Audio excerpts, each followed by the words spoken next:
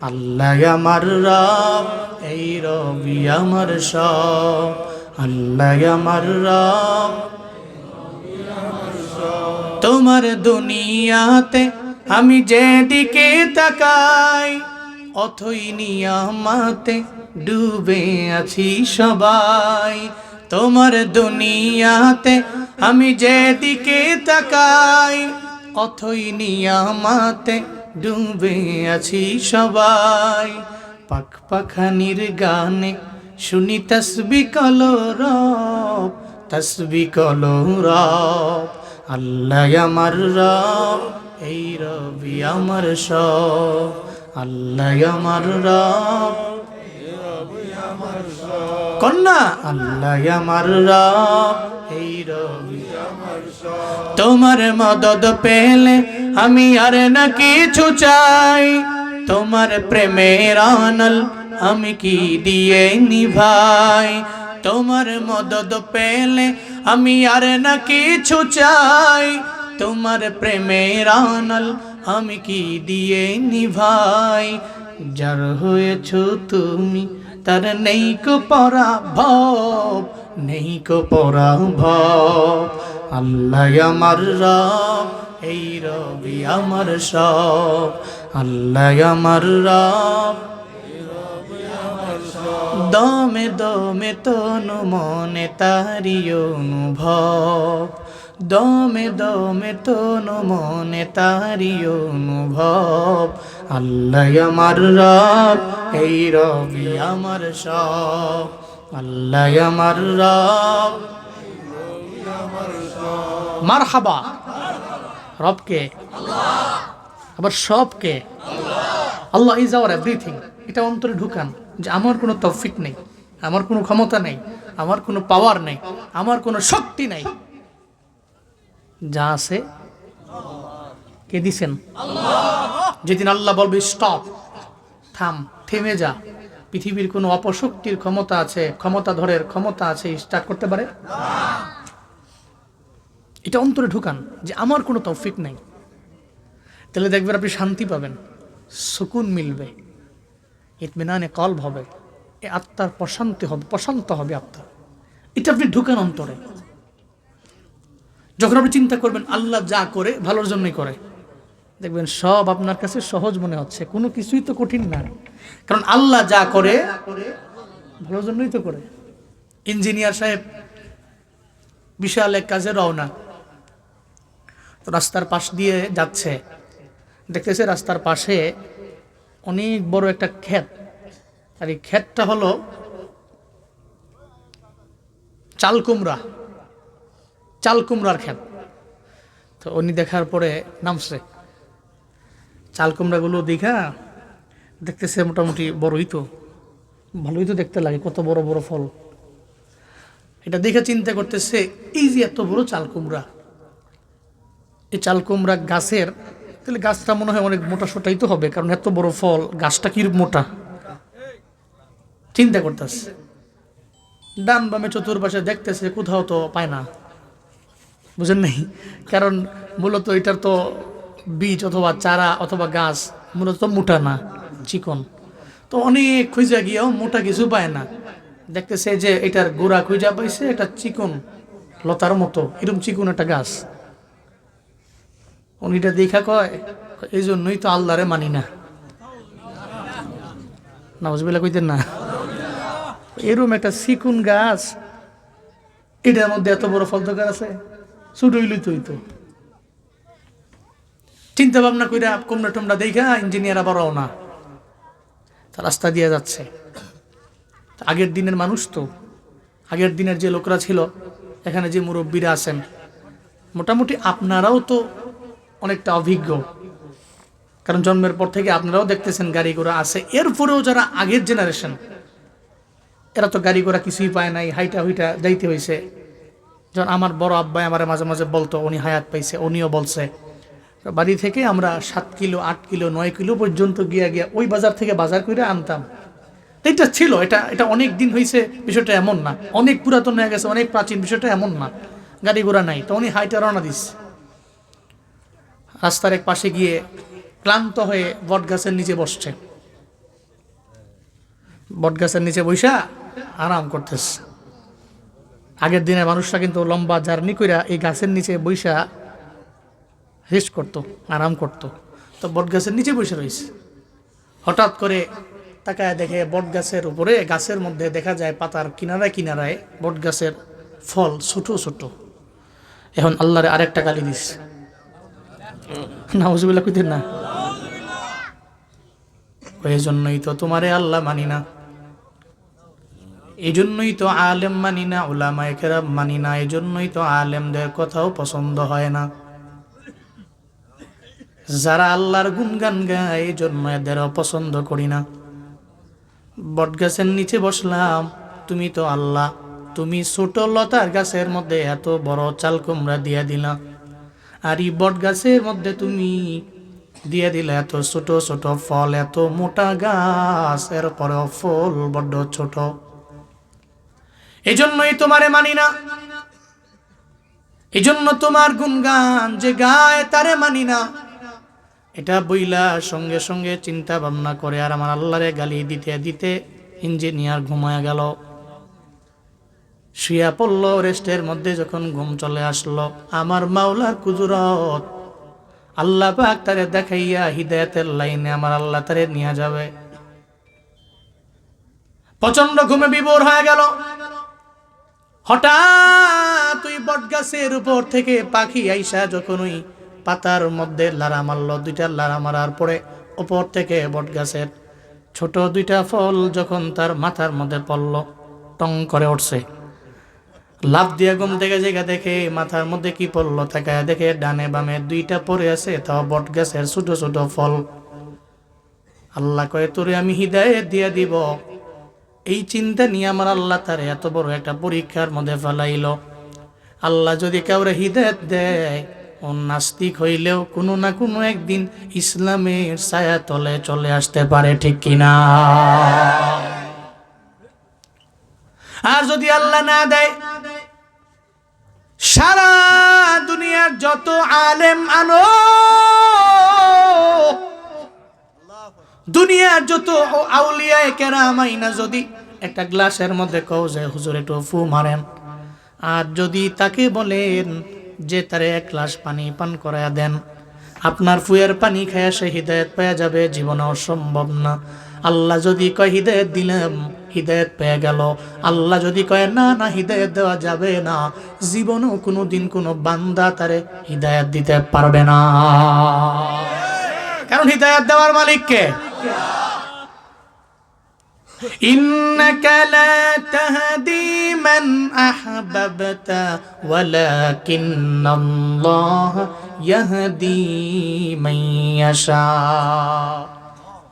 আল্লাহ পাক বলেন, যারে চান উনি, আল্লাহ তো চাইলে বান্দার হিদায়াত দিতে পারে, কারণ তার হাতেই তো হিদায়াতের চাবিকাঠি পরিপূর্ণ রবের হাতে।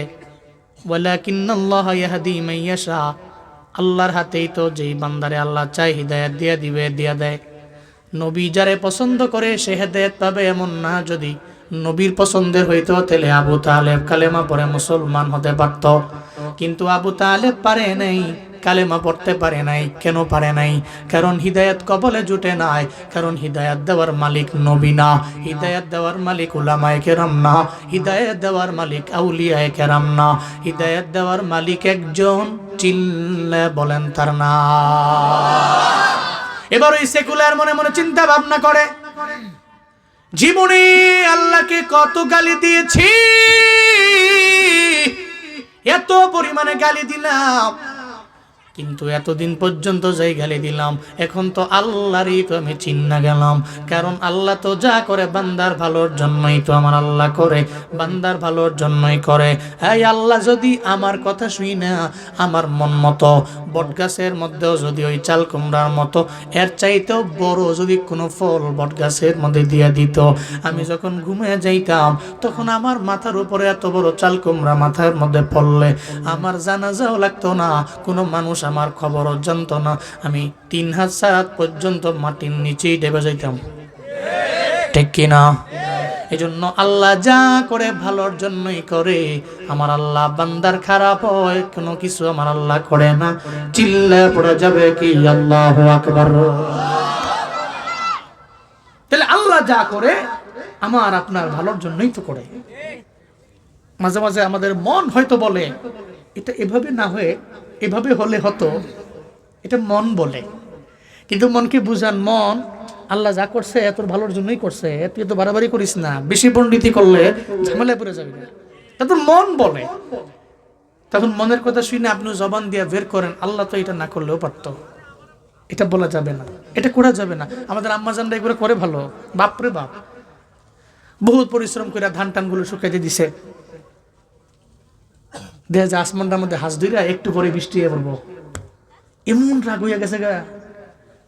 আমার ভাবিয়ে পাশের বাড়ির ভাবিয়ে দান্ডি হুগানের পরে হ্যাঁ দেখে না, খালি আমি দিলে খালি দেখে হ্যাঁ এমন কে নাউজুবিল্লাহ কয় না, কারে কইছে আল্লাহ শো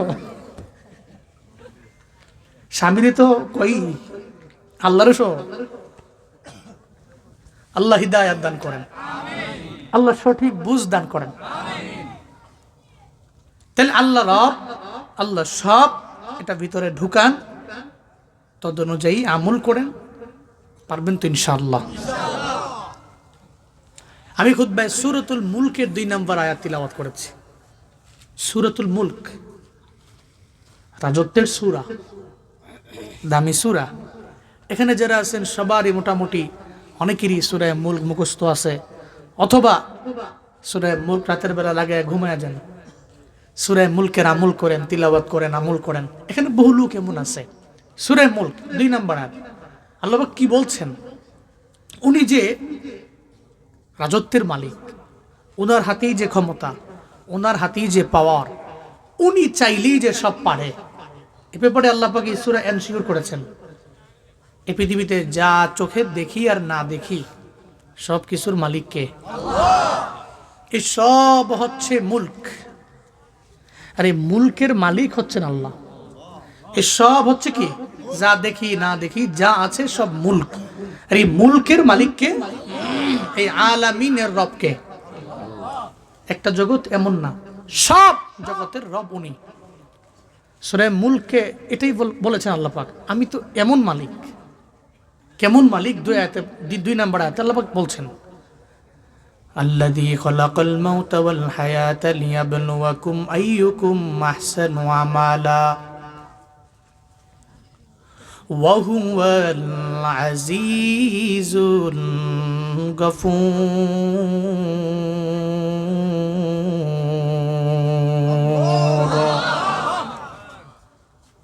আল্লাহ পাক বলেন, আল্লাহ তো উনি যিনি বানাইলেন মরণ, আল্লাহ তো উনি যিনি বানাইলেন জীবন।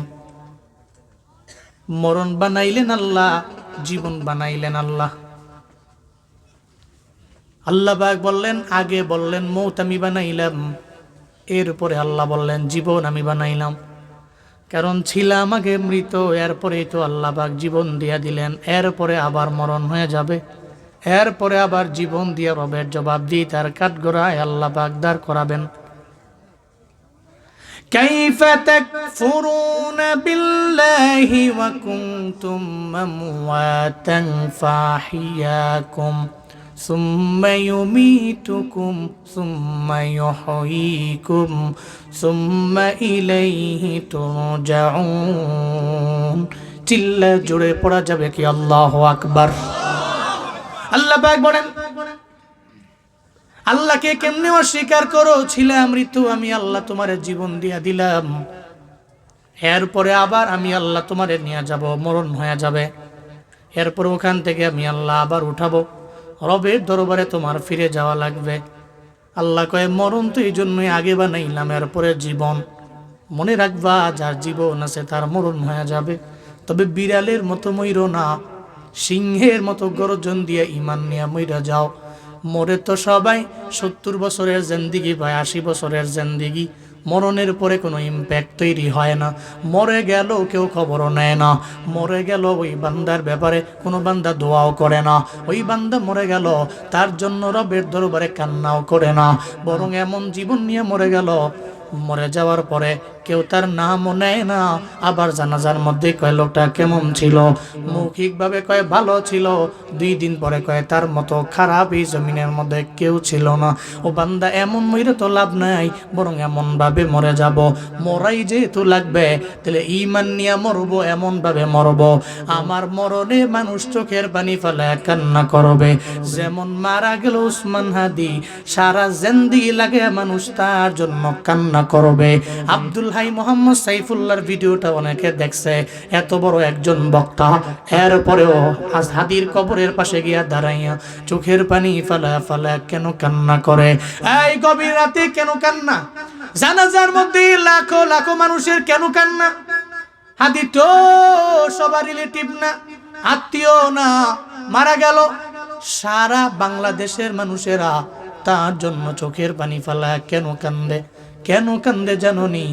এমন জীবন গঠন করে গেল, ও মরার পরে হাসে রে, দুনিয়ার মানুষেরা ওর জন্য কান্দে। হাদিরা মরে না, মইরা গিয়াও তো অমর হয়ে থাকে। আমি বলি সব জায়গায় গেলে যতদিন পর্যন্ত এই বাংলাদেশের 1 ইঞ্চি মাটি অবশিষ্ট থাকবে, ততদিন পর্যন্ত এই জাতির মানুষেরা, এই দেশের মানুষেরা, এই ভূমির মানুষেরা ওসমান হাদিরে জীবনেও কোনোদিন ভুলে যাবে না।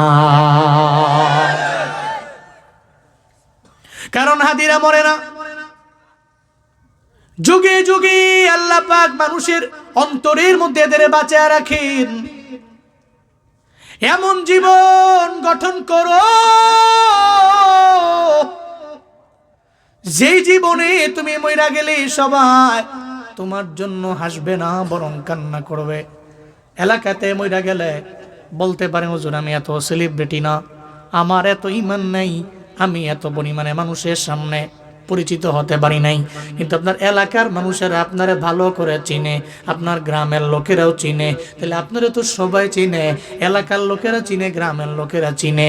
আপনার জানাজার মধ্যে এই মানুষগুলো গিয়াও যদি চোখের পানি ফেলায় কান্না করে, আপনার মরণের পরে কবরের পাশে দাঁড়াইয়া যদি আপনার জন্য দোয়া করে, সবাই যদি বলতে পারে এই মানুষটার মতো ভালো মানুষ আর কেউ নাই, যদি এতটুকুই বলতে পারে, এটাই তো আপনার জীবনের সফলতা, এটাই আপনার জীবনের সার্থকতা। আপনি ব্যর্থ জীবন পরিচালনা করেন নাই। আল্লাহ কয়, তোরে মরণ বানাইলাম আমি, তোর জীবন বানাইলাম আমি, তবে তুই জীবন পাইয়া মরণের চিন্তা কইরা ভুলা যাও না, মরণের চিন্তা মাথার থেকে সরাইয়া দিও না। মনে রাখবা, জীবন যার আছে একবার, মরণ হবে কয়বার? কয়বার? কিন্তু কোন জায়গায় হবে জানা নাই। আমার মরণ আসিবে কখন কেউ তো জানে না, আমার মরণ আসিবে কখন কেউ তো জানে না। আমি চলে গেলে আমায় তোমরা ভুইলা যাইও না, আমি মরে গেলে আমায় তোমরা ভুইলা যাইও না। আমার মরণ আসিবে কখন কেউ তো জানে না, আমার মরণ আসিবে কখন। এই দুনিয়ায় চিরজীবন থাকার জায়গা না, অন্ধকার কবর যে আমার আসল ঠিকানা। ঠিক কিনা বলেন? এই দুনিয়ায় চিরজীবন থাকার জায়গা না, অন্ধকার কবর যে আমার আসল ঠিকানা। সবাই রেখে আমায় চলে যাবে, সঙ্গী হবে না, সবাই রেখে আমায় চলে যাবে, সঙ্গী হবে না। ডাইনে বামে মাটি আমার মাটির বিছানা, ডাইনে বামে মাটি আমার মাটির বিছানা। আমি মরে গেলে আমায় তোমরা ভুইলা যাইও না, আমি চলে গেলে আমায় তোমরা ভুইলা যাইও না। আমার মরণ আসিবে কখন কেউ তো জানে না, আমার মরণ আসিবে কখন কেউ তো জানে না। কেউ জানে? জানে? জানে? কেউ জানে না। কিন্তু আমি মরে যাব, মারা যাব, কেউ জানে না আমার মরণের খবর। তেলুম মরি যেহেতু যাব, ইমান নিয়ে কবরের মধ্যে যাওয়া লাগবে, কিছু পুঁজি নিয়ে যাওয়া লাগবে, কিছু আমল নিয়ে যাওয়া লাগবে। হাসরের ময়দানে জবাবদিহিতার কাঠগড়ায় আল্লাহ দাঁড় করাবেন। এই জন্যই তো আল্লাহ পাক সূরা তাওবার মধ্যে জানায়া দিল, ওয়াকুল ইমালু, নবী বলে এনারা যাতে আমলের লাইনে আগায় যায়, আমল করে, ফাসায়ারাল্লাহু আমালাকুম, তাদের আমল আল্লাহ পাক হাসরের ময়দানে সবাইরে দেখাবে। ওয়া রাসূলুহু ওয়াল মুমিনুন, যত মুমিন আছে, যত রাসূল আছে, সব তাদের আমল দেখবে। যারা আমলের লাইনে আগাইয়া এরা সফল হয়ে যাবে, যারা আমলের লাইনে পিছাইয়া এরা জীবনেও সফল হতে পারবে না, এরা ব্যর্থ হয়ে যাবে। হাসরের ময়দানে আল্লাহ যত আমার আমল সব দেখাবে। তাহলে আমার এই জিন্দেগি 50 বছরের 60 বছরের আমার এই জিন্দেগিতে আমি থাকবো আমলের লাইনে, আগে চিন্তা থাকবে এটা যে কোনো টাইমে যে কোনো জায়গায় আমার মরণ হয়ে যাইতে পারে। এই জন্য থাকবো আমি নেক আমলের লাইনে আগাইয়া। এই পুরুষেরা যতটুকু বয়ান শুনে, আমার মা বোনেরা, এদের বিষয়ে তো অনেক জায়গায় বয়ান করা হয় না। আজকের এই মাহফিলে পুরুষের চাইতে মনে হয় মহিলা বেশি হয়েছে আমারে কইল। তাহলে মা বোনেরা বয়ান শুনতে আসে, এরা মোবাইলের মধ্যে লাগায়া লাগায়া বয়ান শুনে। আমার মা বোনদের ব্যাপারে বয়ান করার দরকার আছে না নাই? আমরা তো মারা যাব, আমার মা বোনও থাকবে না, সবাই বিদায় নিবে। জমিনটা তো এমন, সবাই বিদায় নিয়ে চইলা যাবে। আল্লাহ পাক যেমন বান্দার কথা বললেন তেমন বললেন বান্দির কথা। সবই তো আল্লাহর বান্দা এবং বান্দি। আল্লাহর বান্দা এবং বান্দি আমার মা বোনেরা, এদের তো অনেক সহজ ব্যাপার। মদিনার নবী জানায়া দিছে, 4টা আমল করলে এরা জান্নাতি। সুবহানাল্লাহ, জোরে কয় না? মা বোনদের জন্য সুজা 7টা আমল, 4টা আমল করলে এরা জান্নাতি। ইজা সাল্লাত মারওয়াতু খামসাহা, মহিলা 5 ওয়াক্ত নামাজ পড়বে। এরপরে 2 নম্বরে মহিলাটা রাহা, রমজানের 30টা রোজা মহিলা রাখবে। যদি রাখতে পারে 5 ওয়াক্ত নামাজ পড়লো, এরপরে রমজানের 30টা রোজাও রাখলো। এরপরে মহিলার ব্যাপারে মদিনার নবী জানায়া দেয়, ওয়াহসানাত ফারজাহা, তার সতীত্বের হেফাজত করলো। ওয়া তাআত জাওজাহা, তার স্বামীর আনুগত্য করলো। তাহলে ওই মহিলা 4টা আমলের কারণে হাসরের ময়দানে ওই মহিলারে আল্লাহ পাক বলবে, আই নারী উদখুলিল জান্নাহ। সুবহানাল্লাহ, জোরে কয় না? আল্লাহ পাক বলবে, ও নারী জান্নাতে ঢুকো। এটা বলার পরে সঙ্গে সঙ্গে নারী বলবে, আল্লাহ জান্নাতের দরওয়াজা 8টা, কোন দরওয়াজা দিয়া ঢুকমু? কোন দরওয়াজা দিয়া ঢুকমু? আল্লাহ পাক নারীরা জানায়া দিবে, মিন আইয়াবুবিল জান্নাতি শিতি। নারী রে, তুই তো দুনিয়ার মধ্যে 4টা আমল করলা। 1 নম্বরে 5 ওয়াক্ত নামাজ, 2 নম্বরে রোজা, 3 নম্বরে নিজের সতীত্বের হেফাজত, 4 নম্বরে স্বামীর ইতাআত আনুগত্য কইরা তুমি তো জমিন ত্যাগ কইরা বারজাখের জীবন চাইরা আমি রবের কাছে চলে আইছো। নারী রে, এই 8টা জান্নাতের 8টা দরওয়াজার মধ্য থেকে যেই দরওয়াজা দিয়া মন চায় ওই দরওয়াজা দিয়া জান্নাতে ঢুকে যা। আতিনা ফি দারে দুনিয়া না হাসান, আতিনা ফি দারে উকবা না হাসান, ইয়া গিয়াসাল মুস্তাগীসি নাহদিনা লফদিখারো বিল উলুমে ওয়াল গিনা। হর গরি দে নেको तू तैयार है, जो न मंगे उस्त तू बेजारो है। এই বললার আম্মা জানেরা, আপনি তো হতে পারেন এক সফল নারী, যে আল্লাহ আপনারে মায়া করে জীবন দিলেন, সৌন্দর্য দিলেন। আমার যে আল্লাহ, আপনি 4টা কাজের মাধ্যমে আখিরাতে জান্নাতে যেতে পারেন, খুব সহজে যেতে পারেন গো আমার আম্মা। সাবধান, নামাজটা টাইম মতো পড়বেন, রোজাও রাখবেন, সতীত্বের হেফাজত করে চলবেন। জীবনেও কোনোদিন স্বামীর অবাধ্য হওয়া যাবে? পর্দা করবেন। এরপরে স্বামীর গুণকীর্তন করবেন, ইতাআত করবেন, ইত্তেবা করবেন। স্বামী যাই না দেয় আলহামদুলিল্লাহ বলে মেনে নিবেন। দিতে পারে নাই, নিজের সবেরা বানাবেন, সবিরিনদের খাতার মধ্যে নাম উঠাবেন। চাইলেও কোনো সময় স্বামীর সাথে কোনো খারাপ আচরণ করা যাবে না, স্বামীর অবাধ্য হওয়া যাবে না। যদি হন তাহলে তো আপনি আমল থেকে পিছিয়ে গেলেন। মদিনার নবী জানায়া গেছে স্বামীর খেদমত করার জন্য, স্বামীর ইতাআত করার জন্য আপনি তো কার অনুসরণ করবেন? যেমন ফাতেমা রাদিয়াল্লাহু তাআলা আনহা, এমন নারী আপনি হতে পারেন যেই ফাতেমা আপনার জান্নাতের সর্দারিনী হবে। ফাতেমা তু সাইয়্যিদাতুন নিসাই আহলিল জান্নাহ। মদিনার নবী জানায়া গেছে ফাতেমা আমার ফাতেমা আমার এমন কন্যা, সমস্ত জান্নাতি নারীদের সর্দারিনী হবে আমার ফাতিমা। এমন এক দামি নারী ফাতিমা, দুনিয়াতে সার্টিফিকেট পেয়েছেন জান্নাতের, এত পরিমাণে দামি। ওই ফাতেমাকে ফলো করে করে আগে যাবেন গো আমার আম্মা। ফাতেমা রাদিয়াল্লাহু আনহা জান্নাতি হওয়ার পরেও কত পরিমাণে দামি, এরপরেও মরণের ব্যাপারে কি পরিমাণে চিন্তা, এরপরেও জান্নাতে যাওয়ার ব্যাপারে কি পরিমাণে চিন্তা নিয়ে ঘুরে ফাতেমা রাদিয়াল্লাহু তাআলা আনহা। উনি ইন্তেকাল করলেন, রোজা মুখে নিয়ে উনি ইন্তেকাল করলেন, দুনিয়া থেকে বিদায় নিয়ে চলে গেলেন। রোজা রাখা অবস্থায় উনি যখন রোজা রাখছিলেন সেহরি করলেন জমিনের মধ্যে, কিন্তু বারজাকের জীবনে চলে গেছেন, ইফতার করার মতো সুযোগ ওনার হয় নাই। রোজা মুখে নিয়ে মরণ, এই মরণ ভালো মরণ না খারাপ মরণ? ও আল্লাহ, তুমি আমাদের খারাপ মরণ দিও না, ঈমান অবস্থায় মরণ দিও। চিল্লায়া পড়েন আমিন। বড় দামি মরণ। ইন্তেকালের আগের রাত ফাতেমা রাদিয়াল্লাহু তাআলা আনহা উনি ঘুমায় রইলেন। স্বপ্ন যুগে মদিনার নবী ওনার আব্বা পয়গম্বর সাল্লাল্লাহু আলাইহি ওয়াসাল্লাম স্বপ্নে আসলো। স্বপ্ন যুগে আইসা অন্ধকারের মধ্যে কি যেন খুঁজতে লাগলেন। ফাতেমা রাদিয়াল্লাহু তাআলা আনহা বললেন, ওগো আব্বা, স্বপ্ন যুগে আপনি অন্ধকারের মধ্যে কারে খুঁজেন? কয়ে তোমার একটা মেসেজ দেওয়ার জন্য আমি আসলাম। কয়ে বাবা বলেন না।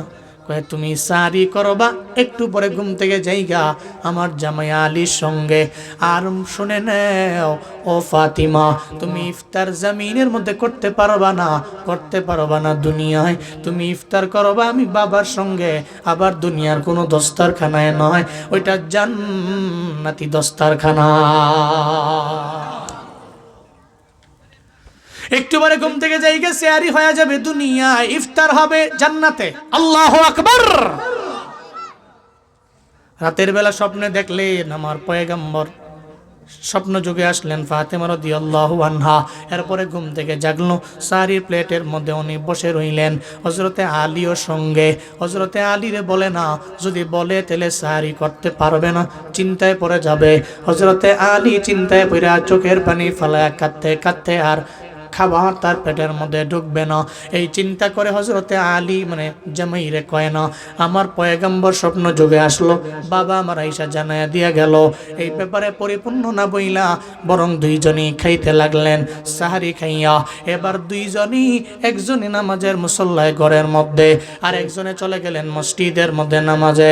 এই বুল্লা মাধবপুরের মুসলমানেরা, যদি ঘরটা এমন ঘর হয়, আপনি ঘুম থেকে জাগলেন, আপনার ওয়াইফও জাগলো, আপনি বিবিরে বললেন, বিবি রে তুমি মুসল্লা বিছায় নামাজের মধ্যে দাঁড়ায়া যাও, ফজরের নামাজে আমার ছেলের সঙ্গে করে লয়ে আমি মসজিদের মধ্যে যাই। আল্লাহর কসম করে বইলা যাইতে পারি, এই ঘর যদি এমনি সাজানো যায়। দুইজনই ঘুমাইলেন, আবার ঘুম থেকে ফজরের আজান শুনা জায়গা গেলেন। আসসালাতু খায়রুম মিনান নাওম, এটা দামি মনে কইরা আপনার ঘুমটারে প্রায়োরিটি না দিয়া আপনি নামাজরে প্রায়োরিটি দিয়া মুসল্লায় বললেন, বিবিরে তুমি নামাজে দাঁড়াও, আমার সন্তানের আমার হাতে ধরায়া দাও। দুইজনে নামাজের মধ্যে যদি যাইতে পারেন, আল্লাহর কসম শতবার, ইনকাম যদিও আপনার অল্প, ওই টাকাতেও আপনার ঘরটারে রহমতের ঘর বানায়া দিবেন কে? কিন্তু হুজুর ঘরের মধ্যে তো রহমত নাই। কবিরাজি দাঁড়িয়ে দাঁড়িয়ে দৌড়াও কেন? ঘরে রহমত নাই, বরকত নাই। এই চিন্তা নিয়ে নিয়ে দেখবেন কবিরাজের দরবারে যায়, উলামায়ে কেরামের দরবারে যায়, হুজুরের দরবারে যায়, যাকে হুজুর আমার একটু পানি পড়া দেন, আমারে তাবিজ দেন, ঘরের মধ্যে আমার বরকত নাই কেন? এই থিওরি হলো ঘরের মধ্যে আপনিও নামাজি হবেন, আপনার পুত্রবধূও নামাজি হবে, আপনার ঘরের বিবিটাও নামাজি হবে, আপনার ছেলেও যদি নামাজি হয়, ওই ঘরের জন্য তাবিজ লাগবে না, কিছু লাগবে না। ওই ছোট্ট ঘরের মধ্যে সাকিনা রহমত দিয়ে ভরপুর করে দিবেন কে? আল্লাহ। আমাদের ঘর, আমাদের ঘরের প্রত্যেকটা সদস্যদেরকে তুমি নামাজি বানাও। আরো জোরে বলেন না আমিন। নামাজ দিয়ে যদি আপনি ঘরটাকে আবাদ করতে পারেন, আপনার এই ঘরে রহমত বরকত দিয়ে আল্লাহ পাক ভরপুর করে দিবে। আপনি ঘরটাকে সাজাবেন এইভাবে। ফাতেমা রাদিয়াল্লাহু আনহা মুসল্লা বিছায় নামাজ দাঁড়ায় গেলেন, হযরত আলী চলে গেলেন নামাজে। প্রতিদিনের ন্যায় আজকে করলেন উল্টো। ফাতেমা রাদিয়াল্লাহু আনহা মুসল্লা থেকে ফজরের 2 রাকাত ফরজ সালাত পড়া, সুন্নত পড়া, ফরজ পড়া উঠে গেছে, কাজ করতে গেছে। প্রথমত চলে গেলেন হাসান হুসাইন রাদিয়াল্লাহু তাআলা আনহুমা, এই দুইজনের যত কাপড় চোপড় আছে এই সমস্ত কাপড় চোপড়গুলো ভিজায় দিলেন, ধুইবেন এ চিন্তা করে ভিজায় দিছে। শরীরের মধ্যে জ্বর আছে, উনি অসুস্থ, এরপরে গেলেন রান্নাঘরে গিয়ে বড় একটা পাতিলার মধ্যে উনি পানি নিয়ে গরম করতে লাগলেন। অনেক বড় পাতিলা, অনেক পানি। এরপরে ফাতেমা রাদিয়াল্লাহু আনহা গেলেন খামির করবেন, বড় বল নিলেন, গামলা নিলেন, অনেকগুলো ময়দার খামির করতে লাগলেন। কাজ করতে চিন্তা করলেন যে কাজ করবেন 3টা। হযরত আলী রাদিয়াল্লাহু তাআলা আনহু উনি নামাজ শেষে ঘরে আসলেন। উনি আয়েশা দেখে মুসল্লার মধ্যে ফাতেমা রাদিয়াল্লাহু আনহা নাই। অবাক হয়ে গেলেন, চিন্তায় পড়ে গেলেন, আমার ফাতেমা জীবনেও কোনোদিন এমন হয় নাই, আমার ফাতেমা এমন না, আমার ফাতেমা তো অন্যরকম। যেদিন থেকে আমার ঘরে আইছে রে, সেদিন থেকে মুসল্লার মধ্যে ফজরের নামাজ পড়া, ইশরাকে নামাজ পড়া এরপরে উঠছে, কোনো দিন দেখি নাই মুসল্লার মধ্যে ফজরের নামাজ পড়া উঠা গেছে, ইশরাক পড়ে নাই। আজকে এমন কি হয়ে গেল, কেন ফাতেমা আমার মুসল্লার মধ্যে নাই? স্বাভাবিক কোনো বিষয় না, এটা তো কেমন জানি আমার কাছে অস্বাভাবিক মনে হচ্ছে। হযরতে আলী দৌড়ে গেলেন, যা দেখতেছে ফাতেমা রাদিয়াল্লাহু আনহা বড় একটা বালতির মধ্যে কাপড় চোপড় ভিজাইছে হাসান হুসাইনের জ্বর লইয়া, এত পরিমাণে কষ্ট কইরা। এরপরে দেখে বড় একটা পাতিলার মধ্যে পানি গরম করতেছে। এত বড় পাতিলা, জীবনে কোনোদিন এত বড় পাতিলার মধ্যে অল্প কয়েকজন মানুষের জন্য এত পানি গরম করা লাগে না। উনি মনে চিন্তা ভাবনা করতে লাগলেন অস্বাভাবিক হবে, স্বাভাবিক কোনো বিষয়ে আজকে আমার ঘরের মধ্যে ঘটবে না। এরপরে তাকায় দেখে বড় একটা গামলা, বড় একটা বলের মধ্যে খামির করতে লাগলো। উনি তাও চিন্তায় পড়ে গেলেন, আজকেও তো এমন কোনো অস্বাভাবিক কারণ হবে, কারণ এত বড় গামলা, আবার এই গামলার মধ্যে এতগুলা ময়দা কেন খামির করতে লাগলো আমার ফাতিমা। উনি চিন্তায় পড়ে গেলেন, ফাতেমার দরবারে গেলেন, যে কয় ফাতিমা রে, কেন এমন হয়ে গেল? জীবনে কোনো দিন দেখি নাই ফজরের নামাজ পড়ার পরে তুমি ইশরাকের নামাজ না পড়ে উঠছো, আজকে কি এমন হয়ে গেল? তোমার পুরা বডিতে জ্বর, আবার রোজা মুখের মধ্যে নিয়ে এত কষ্ট পরিশ্রম, এত সকাল সকাল তুমি কেন করতে লাগলা? তুমি কি আমার কাছ থেকে কোনো কিছু আড়াল করো নাকি? এবার ফাতেমা কয়, আর তো না বইলা থাকতে পারবো না। সঙ্গে সঙ্গে বলতে লাগলো, ও স্বামী আমার, গত রাতের বেলা আমার স্বপ্ন যুগে আমার বাবা আমার স্বপ্নে আসছিল, আমার এসব বইলে দিয়া গেছে, আমার বাবা আমার কইয়া গেছে তুমি আলীর সঙ্গে শাদি করবা, ইফতার করবা, আমি নবীর সঙ্গে বাবার সঙ্গে আবার জান্নাতি দস্তারখানায়। জীবনেও কোনোদিন শয়তান আমার বাবার সুরত ধারণ করতে পারে না, শয়তান আমার বাবার আকৃতি ধারণ করতে পারে না। আমার বাবা আসছে এতে কোনো সন্দেহ নাই। আমার যেহেতু বইলে দিয়া গেছে, আলী রে, জীবনের শেষ দেখা দাও, দেখা হবে না জান্নাতে, দেখা হয়ে যাবে, দেখা হবে জান্নাতে, আমারে বিদায় দিয়ে দাও।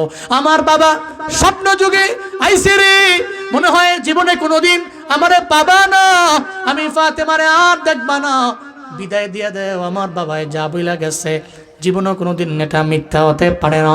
আমার বাবা স্বপ্নে আইছে মানে শয়তান তো আমার বাবার আকৃতি ধারণ করতে পারে না, তাহলে স্বপ্ন তো সত্য স্বপ্ন, আমারে বিদায় দেওয়া লাগবে। এটা বলার সঙ্গে সঙ্গে হযরতে আলী চোখ দিয়ে গড়ে গড়ে পানি পড়তে লাগলো। হযরতে আলী এমন স্বামী ছিল, এই ফাতেমা রাদিয়াল্লাহু আনহার জন্য এত পরিমাণে উনি কান্না করছে। উনার ইন্তেকালের পরে মরণ পর্যন্ত কবরের পাশে গিয়া দাঁড়াইয়া বিবির জন্য চোখের পানি ফেলা ফেলা কানছে। কবরের পাশে গিয়া দাঁড়াইয়া ফাতেমাকে ডাইকা ডাইকা বলতো, ও ফাতিমা, যদিও তুমি আমার সামনে নাই, কিন্তু শুনে নাও, যদিও তোমার চক্ষু আমার সামনে নাই, যদিও তোমার বডিটা আমার সামনে নাই, কিন্তু মরণ পর্যন্ত আমার দিলে তুমি আসরে ফাতেমা। কবরের পাশে গিয়া দাঁড়াইয়া চোখের পানি ফালায়া ফালায়া কান্ত হযরতে আলী। হযরতে আলী কয়, ফাতিমা রে, তুমি এটা কি শুনাইলা আমারে? আমি কেমনে থাকবো তোমার একা ছেড়ে দিয়া? একা একা কেমনে জমিনের মধ্যে থাকবো, আমার তো বুঝে আসে না।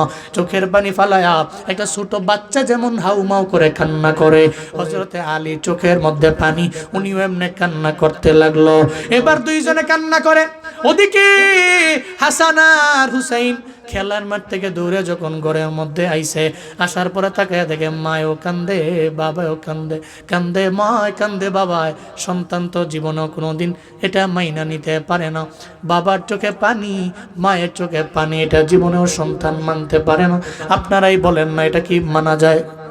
মানা যায় না। এই ময়দানে বহু মানুষ আছে রে, যাদের মা নাই, বাবা নাই, এরা তো মা বাবার প্রতি বড্ড দুর্বল। আপনার সামনে যদি আপনার মায়ের চোখের পানি ফেলা কান্না করে আপনি মায়ের বলবেন, মা বলবে, এটা অবশ্যই বলবেন, মা তোমার চোখের পানি আমি বরদাস্ত করতে পারি না, আমায় বলো না। তুমি যদি আমারে বলো এই মুহূর্তে কোনো জায়গায় যাওয়ার জন্য আমি যাইতে পারি, আপনার মায়ের যদি কেউ ধমক দিয়া দেয়, আপনি তারে বলে দেন, তোর বিরুদ্ধে আমি যুদ্ধের ঘোষণা দিয়া দিলাম, আমি যুদ্ধের ডাক দিয়া দিলাম, সাবধান, আমার মায়ের উপরে কোনো ধমক দিয়া কথা বলতে পারবা না, আমার বাবার উপরে ধমক দিয়া কোনো কথা বলতে পারবা না। কারণ মায়ের কান্না সহ্য করা যায় না, বাবার কান্নাও সহ্য করতে পারে না সন্তানেরা। হাসান হুসাইন যায় আর কয়, ও মা, তুমি চোখের পানি ফালাইয়া কেন কান্না করো, আমায় বলো না। বাবার দরবারেও বলার পরে, বাবারে চোখের পানি ফালা কেন কান্না করেন বলেন না। দুইজনের একজনেও বলে না, উল্টা ফাতেমা রাদিয়াল্লাহু আনহা জানায়া দিলেন, হাসান রে, হুসাইন রে, যাও নানার কাছে যাও। তোমরা তো যখনই আমার দরবারে আসো নানার দরবারে পাঠিয়ে দিই, নানার জীবদ্দশায় নানার সঙ্গে খেললা, আজও নানার দরবারে চলে যাও। বুঝায় টুজায় নানার দরবারে পাঠিয়ে দিছে। রওজায়ে তাহারের উপরে যাইয়া হাসান এবং হুসাইন রওজায়ে তাহারের উপরে খেলাধুলা করতে লাগলেন, নানার সঙ্গে কথা বলে, নানার সঙ্গে কথা বলে। এটা পর্যায়ে আমার নবী বলল, হাসান রে, হুসাইন রে, আজকে তো আমি নানার সঙ্গে কথা বলার সময় তোমাদের না, বাসলে অনেকবার আমার দরবারে আসতে পারবা, আমি নবীর সঙ্গে কথা বলতে পারবা, আমি নবীর সঙ্গে কথা বলতে পারবা। এখন সময় না রে গল্প করার, এখন যা জীবনের শেষ দেখা, মায়েরে দেখা দে, জীবনে কোনোদিন আর ফাতেমা মারে জীবনে দেখতে পারবি না। আজকে ইফতারের আগেই মা বিদায় নিয়ে চলে যাবে, যা মায়ের দরবারে যা, বিদায় নিয়ে নে। মার চাঁদ মাখা চেহারাটা দেখানে জীবনেও কোনো দিন আর মা বলে ডাকতে পারবি না। এটা বইলা হাসান হোসেন দুইজনের যখন বিদায় করে দেয়, আই মনের মধ্যে প্রশ্ন জাগতে পারে, আমার নবী রওজা শরীফ থেকেও যে কথা বলতে পারে, এটা আশেকরা বুঝতে পারে, এটা আশেকরা এদের কর্ণ দিয়ে শ্রবণ করতে পারে। সত্যিকারের আশেক যদি হও, নবী রওজার পাশে যদি যাও, আমার নবীরে গিয়া যদি সালাম দাও, পয়গম্বর আমি বাংলাদেশের এক খাঁটি আশেক আপনার, আমি তো আপনার প্রেমে বড় পাগল পাড়া, আমি আপনার প্রেমে মাতোয়ারা, আমি আপনার সামনে হাজির হয়ে গেলাম। ও পয়গম্বর, আপনার রওজা শরীফের পাশে এসে দাঁড়াইয়া আমি আপনারে সালাম দেই। আল্লাহর কসম, তুমি যদি সত্যিকারের খাঁটি আশিক রাসূল হও, যদি তুমি নামে নামে না হও, যদি আমলে হও, সুন্নতে হও, সুন্নতের ফিরিওয়ালা হও, নবীর সামনে গিয়া দাঁড়াইয়া আমার নবীরে যদি সালাম দাও, নবী তো হায়াতুন নবী, আমার নবী তো জিন্দা নবী, তুমি আমার নবীরে সালাম দিতে দেরি হয়ে যাবে, ওই কবরে রওজা তাহার থেকে আমার নবী সালামের জবাব দিতে দেরি করবে না। চিল্লা পড়া যাবে কি মারহাবা। আল্লাহ ওখানে গিয়া সালাম দেওয়ার মতো তৌফিক তুমি সবাইকে দান করো। আরো জোরে চিল্লা পড়েন না আমিন। ওখানে কি যাইবার মন চায় না? আর সশরীরে নবীর রওজা থারের সামনে গিয়া সালাম দিবার কি মন চায় না? তখন না মনে বড় আশা ছিল যাব মদিনায়, মনে বড় আশা ছিল সালাম আমি করব গিয়ে, সালাম আমি করব গিয়ে নবীর রওজায়, মনে বড় আশা ছিল, মনে বড় আশা ছিল যাব মদিনা। আরব সাগর পারি দিব নাই কয় আমার তোরি, পাখি নয় তো উড়ে যাব ডানাতে ভর করি। আরব সাগর পাড়ি দিব নাই কয় আমার তরি, পাখি নয় তো উড়ে যাব ডানাতে ভর করি। আমার আশায় আছে সম্বল নাই, আশায় আছে আশেকরা কয় কেমনে রে, আমার আশায় আছে সম্বল নাই, আশায় আছে করি কি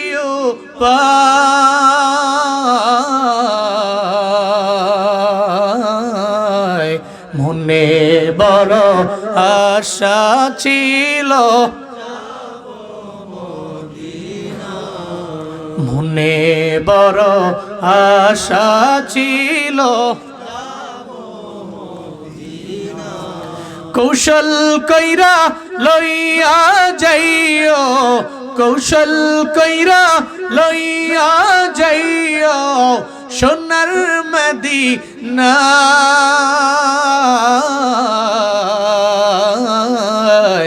মনে বড় আশা ছিল, মনে বড় আশা ছিল। মনে রাখবেন ওখানে যেতে ইশক লাগে, প্রেম লাগে। আপনি অন্তরে প্রেম লালন করেন, দেখবেন কোন একদিন আল্লাহ পাক আপনারে নিয়া মদিনায় চলে গেছে, আল্লাহ নিয়ে গেছে। সাগরের কিনারার মধ্যে দাঁড়াইয়া পিঁপড়াও চোখের পানি ফালায় কান্না করে। পিঁপড়া আল্লাহর দরবারে বলে, আল্লাহ আমার তো ডানা নাই, আমার পাসপোর্টও নাই, আমার ভিসাও নাই, আমি যেতে পারবো না বিমানবন্দরে। কেমনে যাব মদিনায়, কেমনে যাব মক্কায়, কেমনে যাব মদিনায়? রবের দরবারে পিঁপড়ায় কান্দে, কান্দন রবের দরবারে বড্ড পছন্দ হয়ে গেছে। পিঁপড়া রে তুই কান্দছো, তোর কান্দনটা বড্ড পছন্দ হয়ে গেছে। আল্লাহ কয়, কবুতর যাস না পিঁপড়ার দরবারে, পিঁপড়ারে তোর উপরে লস না, ঘুরে ঘুরে ঘুরে মদিনা দেখা দেস না। আল্লাহ কয়, যারে কবুল করে নিছি ওই তারে তো আমি আল্লাহ কবুল করে নিছি, যারে কবুল করে নিছি তারে তো নিয়ে গেছি, যার ভিতরে ইশক আছে প্রেম আছে তারে তো নিয়ে গেছি। কবুতর আয়া পড়ছে, হ্যাঁ কয় পিঁপড়ারে উড়ুস না, বিমান তো হাজির হয়ে গেছে। সুবহানাল্লাহ বাইজা কইেন আরো জোরে সুবহানাল্লাহ। এই পিঁপড়া ওঠ আমার উপরে ওঠ, বিমান তো হাজির হয়ে গেছে, উঠুস না। যখন পিঁপড়ায় কবুতরের উপরে উঠে গেছে, কবুতর ঘুরাইয়া নবী রওজা দেখাইছে, বাইতুল্লাহ দেখাইলো, আবার তার জায়গা আইনা তারে বসে দিয়া কয়, আই তুই কাঁদছিল রবের দরবারে, আমার আল্লাহ তোর কান্না ফালায়া দেয় নাই, তোর চোখের পানি আমার আল্লাহ ফালায়া দেয় নাই, তোর চোখের পানির বদৌলতে আল্লাহ তোরে মদিনা দেখায়া দেখায়া দেখায়া ঘুরায়া আবার তোর জায়গায় আমার মাধ্যমে আইনা বসে দিয়া গেছে। চিল্লায় আওয়াজ করে পড়া যাবে কি মারহাবা। আমার মায়ের নবী বললেন, ও আমার নাতিরা, যাও মায়ের দরবারে চলে যাও, জীবনে কোনোদিন আর মায়ের দেখবা না। এটা বলার পরে হাসান হোসাইন দৌড়ে দুই ভাই কাঁধে কাঁধ মিলাইয়া চলে গেলেন মায়ের দরবারে। যা কয়ে, মা কেন বললেন না দুনিয়া থেকে বিদায় নিয়ে চলে যাবেন? কেন বললেন না? কেন নানার দরবারে পাঠালেন? যদি নানার দরবারে না পাঠাইতেন তাহলে তো আপনার চেহারা দেখতে পারতাম আরো কিছুক্ষণ সময়। সময় তো গনে আসছে মা, জীবনে কোনোদিন আমরা আপনাকে দেখবো না, ডাকতেও পারবো না, আপনার চেহারার দিকে তাকাইতেও পারবো না রে মা। এই কথা বলার পরে ফাতেমা কান্দে আর বলে, হাসান, জীবনে কোনোদিন কোনো মা বলতে পারে না সন্তান রে বিদায় দাও, সন্তান রে আমার বিদায় দিয়ে দাও। এটা বলা যায় না, আমি মা হয়ে কেমনে বলতে পারি? এই জন্য তোমাদের নানা বইলা দিছে আমি মা থাকবো না, তবে মায়ের জন্য চোখের পানি ফালা কান্না করো না, আমি মায়ের জন্য কান্না করো না। তোমাদের বাবার কাছে দিয়া গেলাম, আল্লাহর কাছে সুপর্দ করে গেলাম, আল্লাহর কাছে দিয়া গেলাম। ও হাসান, ও হুসাইন, চোখের পানি ফালা কান্না করো না।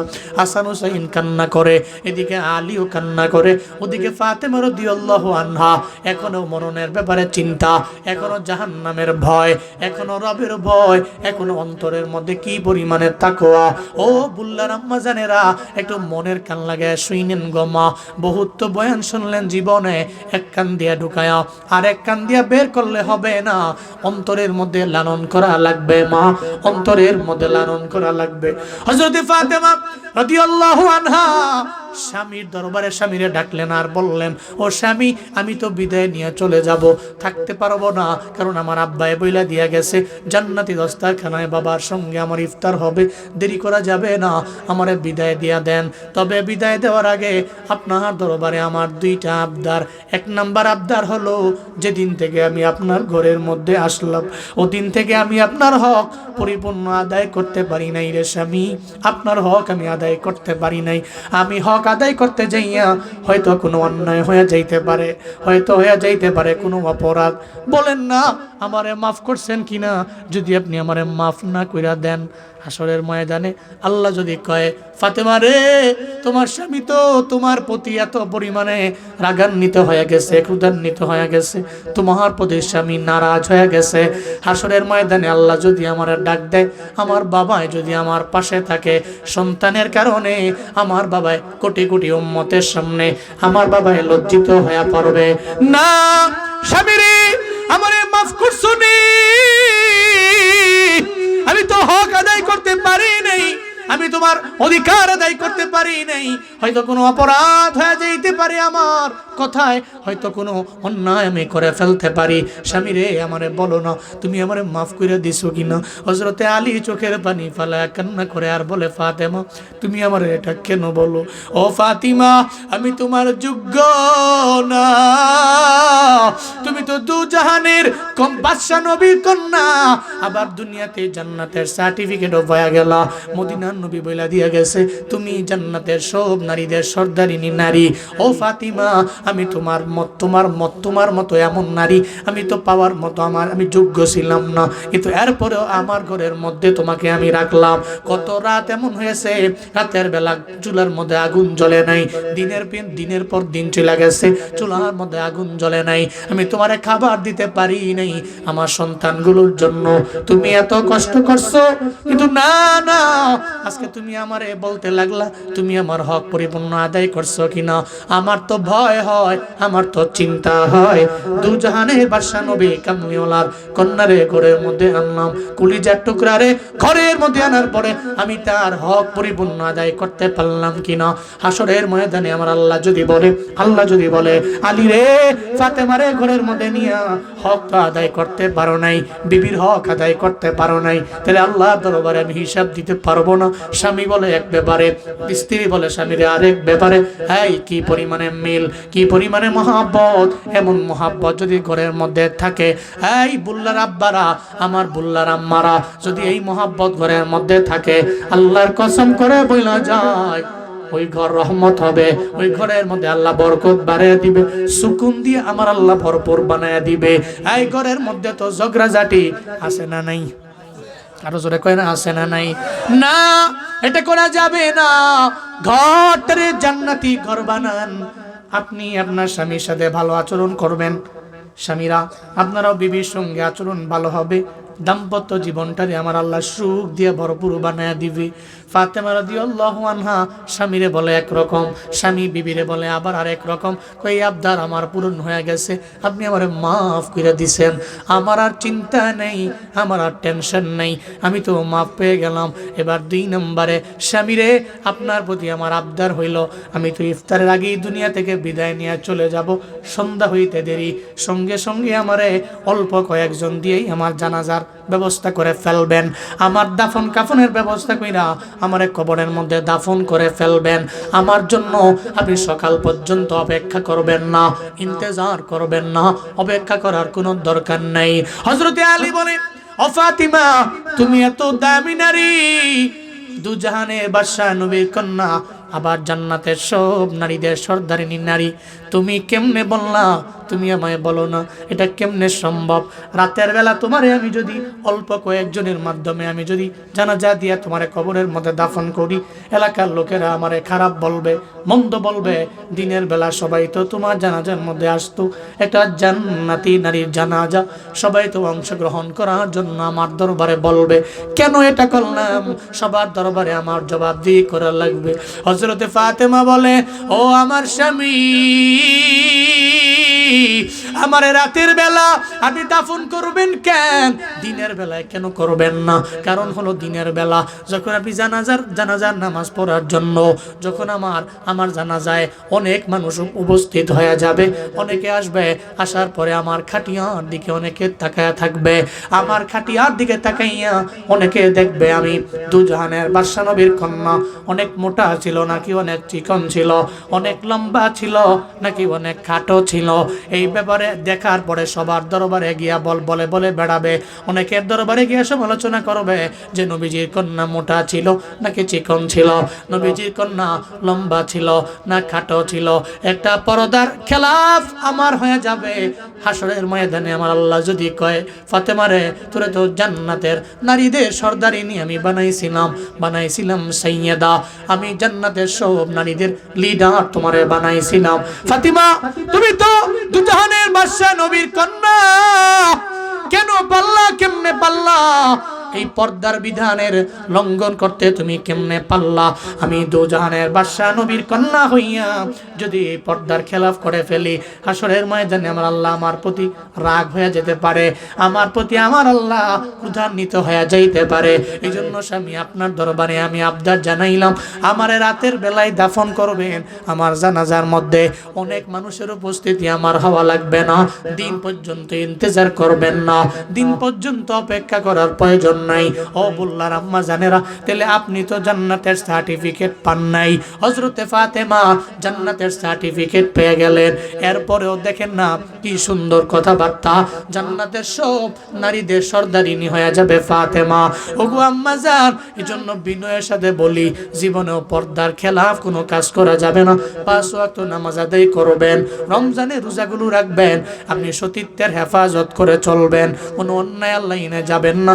আপনি চিন্তা করবেন, আল্লাহ জীবন দিয়া দিলেন, আবার মরণে তো একবার। আপনি চিন্তা করে দেখেন না, আপনি যখন আপনার জামাইয়ের ঘরের মধ্যে আসলেন, নতুন বর্ষাই যা, এলাকার সব লোকেরা আপনারে দেখার জন্য লাইনে দাঁড়ায় গেল, সবাই বলতে লাগলো, আয় আয় একটু তাকায়া দেখ, ওই এলাকার লোকটা কত সুন্দরী, একটা বউ বিয়া করে অন্য গ্রাম থেকে নিয়ে আইছে, একটু দেখেন না। ডে বাই ডে 10 বছর হয়ে গেল, 15 বছর হয়ে গেল, আপনার চেহারার মধ্যে আগের মতো আর ওই চেহারা তো আগের মতো আর নাই। কেন যেন আপনার চেহারা চামড়া আস্তে আস্তে আস্তে আস্তে বার্ধক্যের দিকে চলে যাচ্ছে। হঠাৎ করে আপনি একদিন বিদায় নিয়ে চলে যাবেন। আম্মা জানেরা, এই জন্য আমল করেন, জীবনটারে এমনভাবে সাজাবেন, আপনার মরণের পরে যদি আপনার স্বামীর আগে মরণ হয়, স্বামীও কবরের পাশে গিয়া দাঁড়ায় কান্না করবে, সন্তানেরাও কান্না করবে, মানুষও কান্না করবে, আপনার ডানে বামে যত ভাবি আছে আপনার ভাবিরও আপনার জন্য কান্না করবে, আপনার ব্যাপারে কোনো কটু কথা বলবে না। এই বাবারা, বুল্লার বান্দারা, আজকে থেকে নিয়ত করে নেন, আল্লাহ পাক মরণ বানাইলেন, জীবন বানাইলেন। আল্লাহ কেন বানাইলেন? লিয়াবলুয়াকুম আইয়ুকুম আহসানু আমালা, যাতে পরীক্ষা করতে পারে আমলের দিক থেকে কোন বান্দা আগাইয়া, আমলের দিক থেকে কোন বান্দা উত্তম। এই জন্য এই ছোট্ট লাইফের মধ্যে আমলের লাইনে আগাবেন, আমলের লাইনে আগাইয়া কম্পিটিশন করবেন, যাতে আল্লাহ আপনার অন্য মানুষের চাইতেও আমলের লাইনে আগায় দেয়। এই টেনশন নিয়ে, চিন্তা নিয়ে, ফিকির নিয়ে আগাবেন। কারা কারা পারবেন দুইটা হাত তুলে আমার আল্লাহরে দেখান। আল্লাহ তুমি কবুল করো, তুমি আমল করার তৌফিক দান করো। চিল্লা জোরে করে পড়ে না আমিন। আমরা এই চিন্তা করে আজকে বাড়ি যাব। আল্লাহ পাক জীবন বানাইছেন, আবার মরণ তো আল্লাহই বানাইছেন। তাহলে আমার জীবনের পরে মরণের আগ পর্যন্ত জিন্দেগি যদি 20 বছরের হয়, তাহলে আমার সাবালক হওয়ার পর থেকে নিয়ে, আমি বালেগ হওয়ার পর থেকে নিয়ে যদি 7 বছর পাই, আমি 10 বছর পাই, 15 বছর পাই, এই সময়টা কিছু আমল দিয়া আমি সাজাবো। রাজি আছি না ইনশাআল্লাহ? আর যদি আমল দিয়ে সাজাইতে পারি, তাহলে আমি মইরাও তো সার্থক। আমি মরলে আমি কাঁদবো না, আমি হাসবো, মানুষ আমার মরণে কান্না করবে। এমন একটা জীবন গঠন করে মরতে পারবো না ইনশাআল্লাহ? মরতে পারবো না ইনশাআল্লাহ? আল্লাহ আমার বাবাদেরকেও তৌফিক দান করেন, আল্লাহ আমার ভাইদেরকে তৌফিক দান করেন, আল্লাহ আমার মা বোনদেরকেও তৌফিক দান করেন। সকলে পড়ে না আমিন। আমাদের মোস্তাফি ভাই চলে আসছে না? মাশাআল্লাহ, আপনাদের সুপরিচিত হযরত মাওলানা মুফতি আফতাবুজ্জামান মুস্তাফি সাহেব চলে আসছেন, উনি আলোচনা করবেন। আমার ভাইয়ের পরে আর পরে মুফতি নাসির চলে আসছে, হ্যাঁ অলরেডি চলে আসছে। মুফতি নাসির উদ্দিন আনসারী ভাইও আসবে, আপনাদেরকে মন খুলে প্রাণ খুলে বয়ান শোনাবে ইনশাআল্লাহ। ঠান্ডার রাত, অনেক ঠান্ডা, এই যে ডান বামে খালি কুয়াশাই দেখা যায়। যাক আলহামদুলিল্লাহ, ঠান্ডা আল্লাহ পাক দিচ্ছেন। আপনারা আল্লাহর উপরে শুকর করে বয়ান শুই না আইছেন, যেহেতু শুই না দোয়া টোয়া দিয়া এরপর বাড়ি যাবেন তো ইনশাআল্লাহ। আগে দৌড় টোর দিয়েন না, বইসেন, হুজুরদের বয়ান শুই না দোয়া দিয়া জিন্দেগির গুনাহ মাফ করায়া এরপর বাড়িতে যান। ঠান্ডার রাত, যত কষ্ট হবে তত সওয়াব বেশি হবে। কষ্ট বেশি না তো সওয়াব তত বেশি। কষ্ট বেশি হইলে সওয়াব আল্লাহ পাক বাড়াইয়া দিবে। এই ঠান্ডার মধ্যে বসে আছেন, আমি দোয়া করি আল্লাহ আপনাদেরকে যাজায় খায়াত দান করেন, উত্তম প্রতিদান দেন। সকলে পড়েন আমিন। আমার ভাইদের বয়ান শুনে বাড়ি যাবেন আর দোয়া করবেন এই বল্লা আঞ্জুমানে হেফাজতে ইসলাম যুব সংঘের জন্য। আল্লাহ এই যুব সংঘের প্রত্যেকটা সদস্যকে দ্বীনের জন্য কবুল